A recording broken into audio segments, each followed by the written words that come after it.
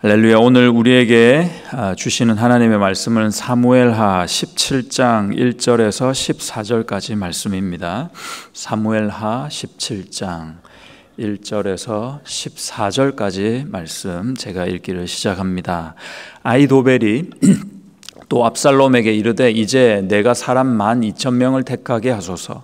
오늘 밤에 내가 일어나서 다윗의 뒤를 추적하여 그가 고나고 힘이 빠졌을 때 기습하여 그를 무섭게 하면 그와 함께 있는 모든 백성이 도망하리니 내가 다윗 왕만 쳐 죽이고 모든 백성이 당신께 돌아오게 하리니 모든 사람이 돌아오기는 왕이 찾는 이 사람에게 달렸음이라. 그리하면 모든 백성이 평안하리이다 하니 압살롬과 이스라엘 장로들이 다 그 말을 옳게 여기더라.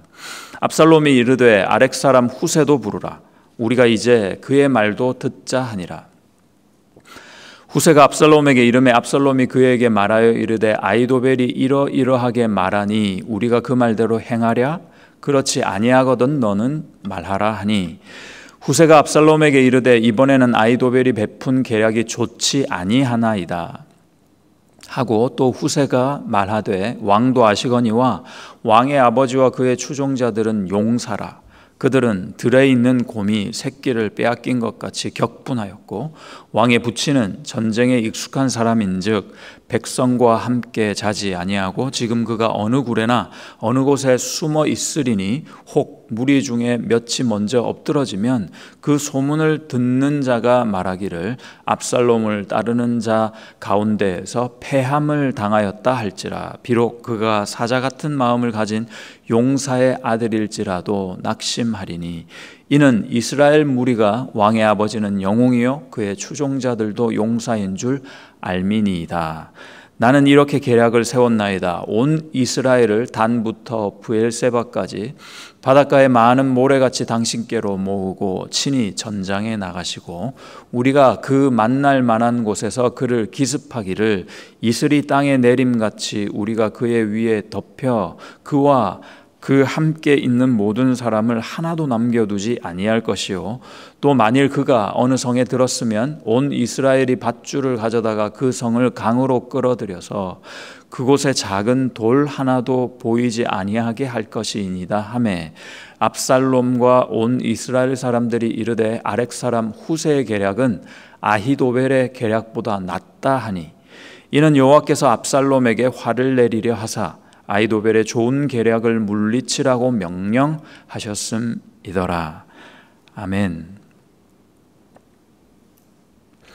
우리가 어떤 일을 할 때 마땅히 손익을 따지게 됩니다. 손해보다는 이득이 되는 일을 하게 되죠. 사람을 만날 때나 사업을 시작할 때나 집을 구할 때도 마찬가지겠습니다. 그런데 손해가 되는 일인 줄 뻔히 알면서도 할 때가 있습니다. 그때는 그 일의 가치가 있기 때문이고 그 가치를 발견했기 때문일 것입니다. 오늘 말씀에서 압살롬과 아히도벨 그리고 하나님의 가치가 나옵니다. 그 가치관이 나오는데요. 그것을 관찰하며 은혜를 나누고자 합니다. 이야기는 이렇죠. 아버지로부터 왕권을 찬탈한 아들 압살롬은 여러모로 다윗을 완전히 제거하는 것이 좋겠다라고 생각했던가 봅니다. 그런 가운데서 두 책사의 의견, 작전을 듣고 비교하게 되는데요. 그 두 책사가 아히도벨과 후세라는 사람이었습니다. 아히도벨의 작전이 이랬습니다. 군사 12,000 정도만 붙여주시면 다윗의 소재를 빨리 파악해가지고 조용히 가서 기습해가지고 다윗만 딱 처리하고 그러면은 그 다윗을 따르는 사람들은 다 흩어질 뿐만 아니라 오히려 우리 편으로 귀순하게 될 것입니다. 이렇게 얘기합니다. 아주 전형적이면서 그럴싸한 방법입니다. 두 번째 책사 후세는 어떤 사람이냐면은 거짓 전향자입니다. 다윗의 사람이었고 지금도 사실은 다윗의 편에 있는 사람입니다. 그런 후세가 내놓는 계략이 이랬습니다. 다윗이 절대 지금 지쳐 있고 힘들어하고만 있을 리가 없다. 그들은 용사다. 조심해야 된다.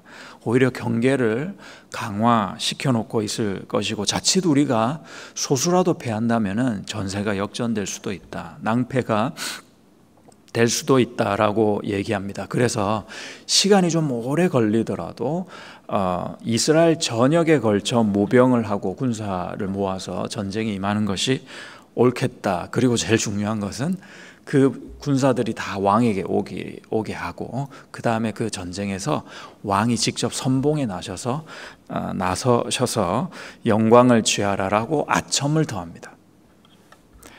이 아첨이 해도 너무 했다 싶은 것이 13절을 한번 다시 보시면요, 아주 재미가 있습니다. 어느 정도 과장되었느냐. 자, 다시 보시면 또 만일 그가 다윗이요 어느 성에 숨어들었으면 온 이스라엘이 밧줄을 가져다가 그 성을 강으로 끌어들인답니다. 성을 밧줄로 둘러싸가지고요 영차 해가지고 강에까지 이렇게 가지고 온다는 거예요. 그곳에 작은 돌 하나도 보이지 아니하게 강에다가 그냥 수몰시켜 버리겠다는 거죠. 이런 어처구니 없는 작전을 압살롬과 모든 백성들이 이 작전이 더 낫다 이렇게 판단합니다. 아주 코미디 같은 일입니다. 내일 본문에 보면 아시겠지만 이 그릇된 결정으로 압살롬, 아히도벨 이것도 저것도 안 돼가지고 패망하게 됩니다. 그가 영원한 패배자가 된 이유가 무엇일까? 오늘 두 가지 정도로 함께 나누고 싶습니다. 하나는요, 가치관 때문입니다. 먼저 아히도벨을 보시면요, 아히도벨은 사실 다윗과 생사를 같이 한 뼛속까지 다윗 사람이었거든요. 그런데 어느 순간에 어떤 계기로 아히도벨은 이렇게 계속 다윗을 배반하는 위치에 서버렸을까 궁금했습니다. 원한 때문이었습니다. 원한이 있었어요. 다윗이 큰 실수를 하지 않습니까? 밧세바라는 여자를 흠모하고 그 여인을 얻기 위해서 밧세바의 남편 우리아를 계획살인하기까지 이르게 됩니다. 그런데 가만 보니까 사무엘하 11장에 보니까 이 그녀는 밧세바는요 엘리암이라는 아버지가 있었어요. 그런데 그 엘리암은요 이 아히도벨의 아들이었습니다. 그러니까 이 밧세바가요 아히도벨의 손녀였습니다. 자기 손녀가 모시는 왕에게 끔찍한 일을 당했다 하니까 그 어느 할아버지가 사랑하는 손녀가 그렇게 일을 당했는데 가만히 있었을 수 있었을까 싶습니다. 아마도 아히도벨은 모시는 주군을 향하여 어쩌면 원한을 가지고 호시탐탐 칼을 갈고 기회를 노리고 있었을 것입니다. 그러나 그 원한 때문에 오늘 성경에서 보듯이 하나님이 역사를 어떻게 이끌고 가시고 누구를 통해서 하나님이 하나님의 왕국, 하나님의 나라를 건설하고자 하시는지 그 뜻과 계획에는 눈이 어두워졌던가 봅니다. 여러분도 우리도 원한으로 인생을 허비하지 않았으면 좋겠습니다. 미워하는 마음으로 우리 삶을 이렇게 망가뜨리지 않길 바랍니다. 우리 삶의 대부분 어차피 길이 다른 사람이 참 많습니다.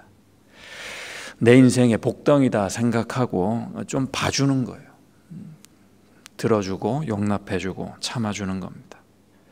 그렇게 하다 보면 한 이틀 전에 말씀에서처럼 그의 원한을 하나님께서 감찰하시사 그 저주 때문에 나에게 그 복을 더해 주실 것이라는 다윗의 고백, 믿음의 고백도 우리 인생에 나올 수 있지 않을까 생각합니다. 자, 두 번째 인물이 압살롬인데요. 압살롬은 후세의 계략에 빠질 만큼 그런 위인이었어요. 그럴 수밖에 없었다 생각이 됩니다. 욕망으로 천륜을 저버린 그런 사람입니다. 그런 그를 후세라는 책략가가 붕 띄워주잖아요. 모든 병사들이 왕에게 다 나오게 하고 왕이 선봉장에 서라고 그렇게 붕 띄워주니까 이 압살롬은 혹하게 된 겁니다. 사람의 칭찬에 익숙한 것이 이렇게 위험한 것이더라고요. 칭찬할 때도 유의해야 합니다. 칭찬받는 거 좋아하는 것도 아주 조심해야 되는 일이지만 칭찬할 때도 유의해야 될 게 있습니다. 우리의 공허한 칭찬은 우리 사실 모두가 가지고 있는 그런 공명심, 자기중심적인 사고에 부채질을 할 수밖에 없거든요. 교회 공동체에서도 마찬가지입니다. 누군가를 향한 여러분의 격려, 사랑, 축복이 조금 더 무거워지시기를, 늘 진실되기를 축복합니다. 자, 두 사람의 가치관에 있어 공통점이 있습니다. 매사의 모든 동기가 자기 자신으로 귀결된다라는 겁니다. 다른 사람, 하나님은 없고 자기 자신 입장에서 자기 자신 중심으로 바라보고 생각하고 결론 내립니다. 자기 자신이 주인된 사람에게는 하나님의 나라보단 원한이 더 가치가 있었을 것입니다. 자기 자신이 주인된 사람에게는 하나님보단 내가 받을 수 있는, 누릴 수 있는 인기나 능력이 더 절대적이었을 것입니다. 가치관 때문에 그들은 패망했다 보이고요. 두 번째로 그릇된 가치관과 함께 그들이 패망할 수밖에 없었던 보다 근본적인 이유가 오늘 말씀에 나와 있습니다. 14절을 보시죠. 14절입니다. 압살롬과 온 이스라엘 사람들이 이르되 아렉 사람 후세의 계략은 아히도벨의 계략보다 낫다 하니 이는 여호와께서 압살롬에게 화를 내리려 하사 아히도벨의 좋은 계략을 물리치라고 명령하셨음이더라. 하나님이 들으시기에도 아히도벨의 계략이 훨씬 좋았다 그럽니다. 그런데 압살롬이 그 계략보다는 후세에 어처구니 없는 계략을 선택할 수밖에 없었던 이유는 오늘 성경에서 딱 진단해 주기를 하나님이 작정을 하셨기 때문이다. 압살롬이라는 한 인물에 대하여 하나님은 작정을 하셨던 것입니다.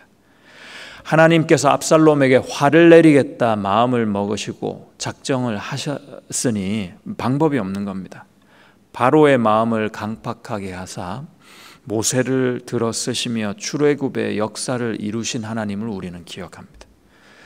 사단이 가롯 유다에게 예수님을 팔려하는 마음을 넣었거든요. 그걸 허용하신 그 하나님의 역사를 우리가 기억하는 겁니다. 오늘 압살롬을 통해 다윗을 인도하고 계시는 하나님을 우리는 봅니다. 하나님의 편애하심이 작용한 것이죠. 하나님은 정말 누구를 편애하실까? 하나님께서 허락하신 약속을 붙들고 있는 하나님의 백성만을 편애하십니다. 하나님께서 다윗에게는 그럼 어떤 약속, 어떤 언약을 주셨을까? 사무엘하 7장 8절 9절에서 우리가 본 바가 있는데요. 다윗에게 이런 약속을 주셨습니다. 다윗을 이스라엘의 주권자로 삼겠다. 그리고 다윗과 항상 함께 있겠다. 그리고 다윗 앞에 모든 원수를 멸하여 주겠다. 마지막으로 내 이름, 다윗의 이름을 위대하게 해주겠다. 이런 약속을 가진 다윗이기 때문에 절대 망할 수가 없는 겁니다. 이런 약속이 있는 자들에게는 하나님의 보호하심, 인도하심, 간섭하심이 항상 있을 수밖에 없는 겁니다. 이런 약속은 조상 아브라함으로부터 대물림된 약속입니다. 지금 다윗은 아들에게 쫓겨서 숨을 만한 마땅한 장소도 없이 이렇게 쫓겨다니는 그런 처지 아니겠습니까? 얼마나 그 앞길이 막막하고 캄캄할까 싶습니다. 그러나 그에게는 무엇이 있었다? 약속이 있었다는 겁니다. 영광의 약속이 있었다. 본인이 알건 모르건 그 약속은 하루하루 실현이 될 그날이 가까워오고 있었습니다. 특별히 스스로 해서 얻은 게 없더라고 다윗이요. 숨고 도망한 거 외에 다윗이 한 게 없는데 결국 주변의 인물들이, 그를 해하는 인물들이 어떻게 서로 이렇게 바쁘게 서로 치고받으면서 결국 그들이 알아서 패망하게 된 모습입니다. 하나님이 보호하시는 사람의 특징입니다. 내가 뭘 바쁘게 내가 막 머리를 짜내고 고안해서 되는 일도 있겠지만 그것보다는 하나님이 먼저 앞서가셔서 그를 위해서 해주시는 일이 훨씬 많습니다. 그들은 결국 패망만이 기다리고 있는 그런 삶을 살았고 약속이 없기 때문에 이런 결말은 불을 보듯이 뻔했습니다. 자, 그럼 우리는 다윗에 가까울까 아니면 압살롬 또는 아히도벨의 그런 모습과 가까울까 생각하게 됩니다. 우리가 받은 약속을 지금 제가 읽어드릴 테니까 이 아침에 아멘으로 함께 붙잡으시기 바랍니다. 갈라디아서 3장 26절입니다. 너희가 다 믿음으로 말미암아 그리스도 예수 안에서 하나님의 아들이 되었으니 이것이 약속입니다. 29절입니다. 너희가 그리스도의 것이면 곧 아브라함의 자손이요 약속대로 유업을 이을 자니라. 아멘입니다. 아브라함의 그 약속이 다윗에게 대물림됐거든요. 그리고 다윗의 현실 속에서 그 약속이 실현되고 그 똑같은 약속이 지금 너희라는 우리, 나에게 있는 것입니다. 하나님은 우리를 편애하십니다. 여러분을 편애하십니다. 나를 편애하십니다. 약속을 받았기 때문입니다. 우리가 착하고 똑똑해서 말 잘 들어서가 아니고요. 우리가 그분의 자녀이기 때문입니다. 아들, 딸이기 때문입니다. 하나님은 우리를 사랑하고 손해만 보셨죠. 사랑하고 손해보는 일이 우리 인생사에도 있는데 하나님이 꼭 그러셨습니다. 기다리기만 하시고 오래 참으시기만 하시고 결국 아들까지 주셨는데 하나님이 우리에게 받으신 거라고는 불순종 받으시고요, 불신앙 받으시고요, 배신과 실망, 외면 이런 거 받으셨습니다. 다 손해입니다. 그런데도 주님은 우리를 안 떠나신다 계속 약속해 주십니다. 지켜주시고 간섭해 주시겠다고, 인도하시겠다고 다짐해 주십니다. 성경이 계속 이 말씀을 하고 계시지 않습니까? 왜일까 생각해 봅니다. 하나님의 유일한 가치는 자녀 사랑에 있기 때문이 아닌가 싶습니다. 그래서 약속을 유업으로 받은 여러분, 오늘 지금 이 순간에라도 나의 가치관을 내 자신이 아닌 하나님께 우선 두고 참 믿음과 사랑을 좀 드려보는 거죠. 그러면서 여러분 모두가 하나님의 귀한 딸, 아들 되시기를 그 예수님의 이름으로 축복합니다. 아멘.